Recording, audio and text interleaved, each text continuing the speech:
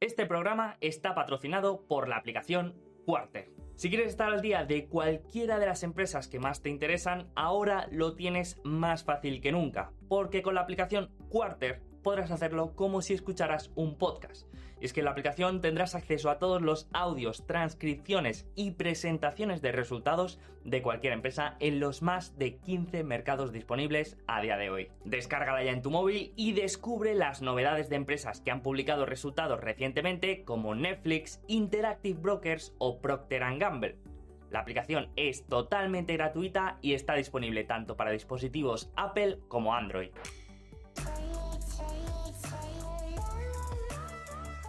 Ya está aquí, la tenemos encima y nadie puede escapar. Querida familia de Alfa Positivo, la inflación ha llegado para quedarse.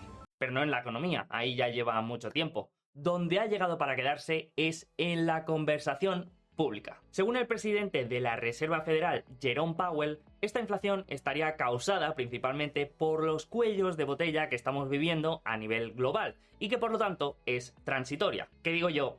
También podríamos decir que quizá puede ser que una parte de esta inflación esté causada por todo el dinero que se ha inyectado en la economía. No lo sé, no puedo confirmarlo, pero tampoco desmentirlo. De cualquier manera, haya mayor o menor inflación, o sea o no transitoria, este factor, junto con la subida de tipos de interés, es uno de los que más se está teniendo en cuenta a día de hoy en el mercado. Según un estudio de FactSet, el número de veces que ha aparecido la palabra inflación en las últimas llamadas trimestrales de las empresas del S&P 500 ha aumentado hasta 197 veces. Bueno, pues de esto precisamente es de lo que voy a hablar en este vídeo. Por una parte, de cómo funciona la inflación y cómo le afecta a las empresas, y por otra parte, qué tipo de empresas nos puede proteger mejor o lo puede hacer mejor en un escenario de alta inflación. Y no voy a decir el real estate, el oro y las commodities. No, en Alfa Positivo siempre vamos un paso más allá y no voy a repetir los activos que todos conocemos. Voy a hablar de un modelo de negocio con varios ejemplos de empresas que creo que se pueden beneficiar. Y voy a explicar el razonamiento de por qué creo que lo pueden hacer bien en este escenario. Como he dicho, no voy a hablar de factores macroeconómicos, ni voy a llenar este vídeo de gráficos, ni siquiera voy a intentar demostrar que nos encontramos en un escenario de inflación, que sí que nos encontramos. Simplemente voy a hablar de cómo les afecta la inflación a las empresas y a partir de aquí ver qué empresas pueden salir más beneficiadas y qué empresas pueden salir más perjudicadas. Así que vamos a empezar entendiendo cómo les afecta a las empresas la inflación. Y esto no es fácil porque a cada empresa le puede afectar desde un ángulo diferente. Pero para que nos hagamos una idea, tenemos que pensar que lo que produce un escenario de inflación es que la gente que tiene dinero en efectivo está más incentivada a intercambiar ese dinero en efectivo por activos de diferentes clases, pero que comparten una característica, que son escasos y valorados. Y en esta categoría de activos valiosos y escasos podemos encontrar todos los activos que ya conocemos: el oro, otros metales preciosos, activos inmuebles, materias primas, etc. Pero lo interesante es saber por qué pasa esto. Vamos a ver un ejemplo para que se entienda mejor. Imagina que mañana aterriza un asteroide en la Tierra que contiene 500.000 toneladas de oro. Esto sería más del doble de la cantidad de oro que hay descubierta a día de hoy.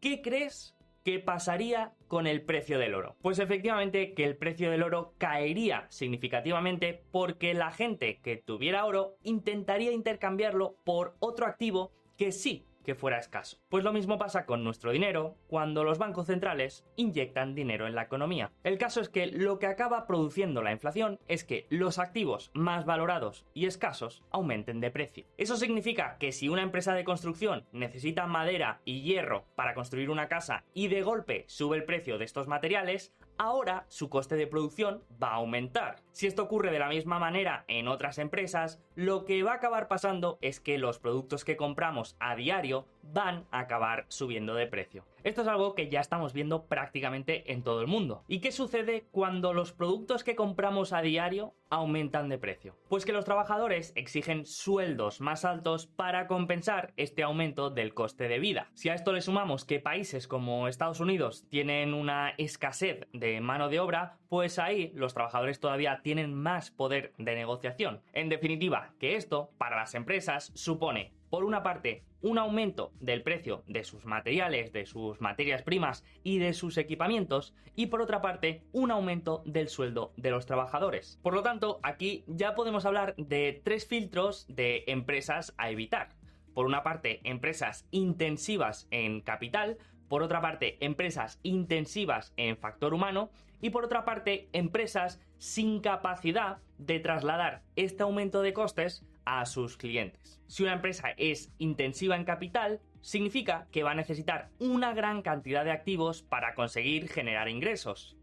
En un escenario de inflación, todos estos activos van a ver su precio aumentar y eso va a reducir la rentabilidad de la empresa sobre esos activos. El segundo tipo de empresas a evitar es el de aquellas muy intensivas en capital humano.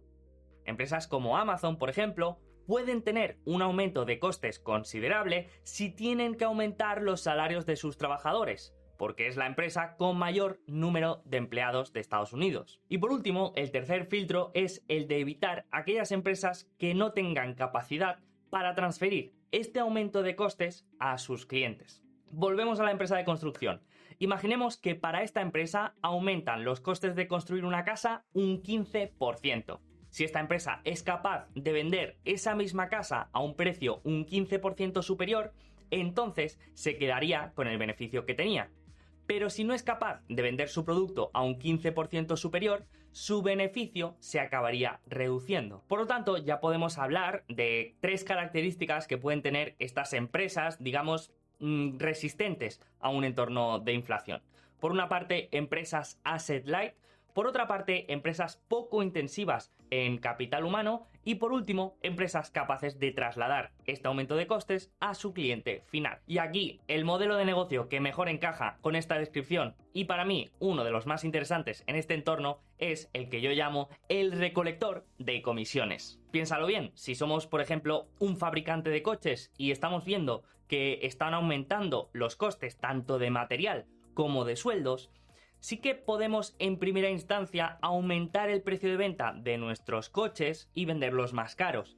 Pero esta es una medida, digamos, con un límite. No podemos aumentar el precio de nuestros vehículos indefinidamente. En cambio, si soy una empresa que se dedica a vender coches de otros fabricantes y llevarse una comisión, en este aspecto no tengo que preocuparme por el precio de venta, porque yo lo que me llevo es una comisión de cada transacción. Es decir, si yo me llevo, por ejemplo, un 5%, me da igual que haya inflación, porque si el precio de los coches suben, yo me voy a seguir llevando un valor relativo al precio de ese coche. Vamos a verlo con un caso real. Vamos a comparar, por un lado, General Motors, que es un fabricante de coches y camiones, y por otro lado, a AutoNation, que es una empresa que se dedica a vender coches de otras empresas, que es lo que se conoce como un dealer, un intermediario que se lleva una comisión por cada coche y parte de un coche que venda. Si hacemos una tabla comparativa, podemos ver que General Motors genera unos 130.000 millones de dólares en ventas, mientras que AutoNation genera unos 25.000 millones. Sin embargo, si miramos los retornos sobre el capital, vamos a ver que mientras que General Motors tiene un retorno de alrededor del 7%, AutoNation tiene una cifra de más del 25%. Eso significa que por cada dólar de recursos financieros que tiene la empresa, una genera un 7% de rentabilidad, mientras que la otra un 25%. Por lo tanto, podríamos decir que el primer filtro lo pasa AutoNation. Después, cuando miramos el número de empleados, General Motors cuenta con una plantilla de 155.000 trabajadores, mientras que AutoNation solamente 21.600. Esto nos da unos ingresos por trabajador de 838.000 en General Motors comparados con el 1.150.000 de AutoNation. Por lo que en este filtro también podemos confirmar que AutoNation lo pasa mejor. Y por último, ¿qué empresa puede transferir mejor el aumento de costes a sus clientes? Pues aquí está bastante claro, y General Motors lo tiene más difícil, porque tiene que poner coches en el mercado a un precio competitivo para poder venderlos. No tiene una marca como Ferrari que sea menos sensible al precio. Por lo tanto, el aumento de precios que puede ponerle a sus coches es limitado. En el caso de AutoNation, la cosa cambia, porque no tiene tanta necesidad de capital ni tanto factor humano, y por lo tanto, sus costes no se van a disparar. Y además, sus ingresos son un porcentaje del precio final de los coches. Por lo tanto, si el precio aumenta, sus ingresos también aumentarán sin tener que renegociar ni subir los precios. Y este sería solamente el primer ejemplo, pero el mismo modelo de negocio lo podemos encontrar en otras diferentes industrias. En la industria de los metales, por ejemplo, tenemos empresas de minería como Freeport-McMoRan, que se dedican a la exploración de terrenos para encontrar materiales, y por otra parte tenemos a Mesabi Trust, que son propietarias de terrenos que ceden a las mineras para que exploten a cambio de un porcentaje de su producción. En este caso, Freeport es una empresa con un retorno del 20%, con un margen de flujo de caja libre del 12%, que no está mal, pero es una empresa que tiene 24.500 trabajadores. Por otra parte, Mesabi Trust es una empresa con unos retornos de triple dígito, de 169, con un margen de flujo de caja del 90%,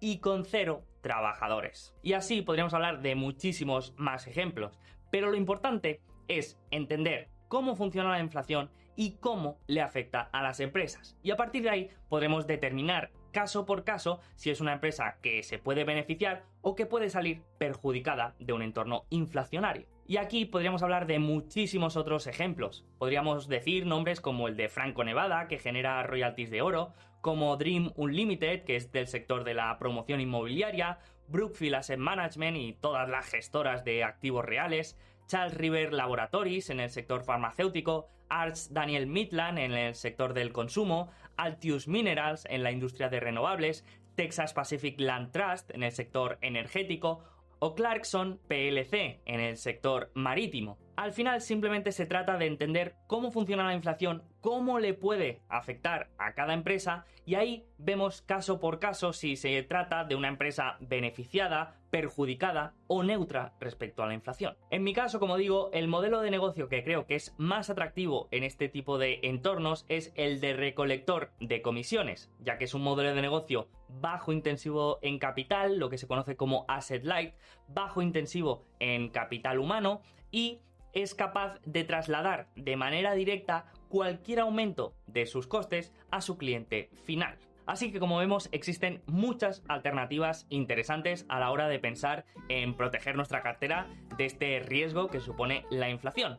En el próximo episodio hablaremos del otro riesgo, el de subida de tipos de interés. Vamos a ver cómo afecta a las empresas también y qué empresas se pueden ver beneficiadas y perjudicadas. Así que espero que os haya parecido interesante y lo dejamos aquí. Nos vemos en el siguiente.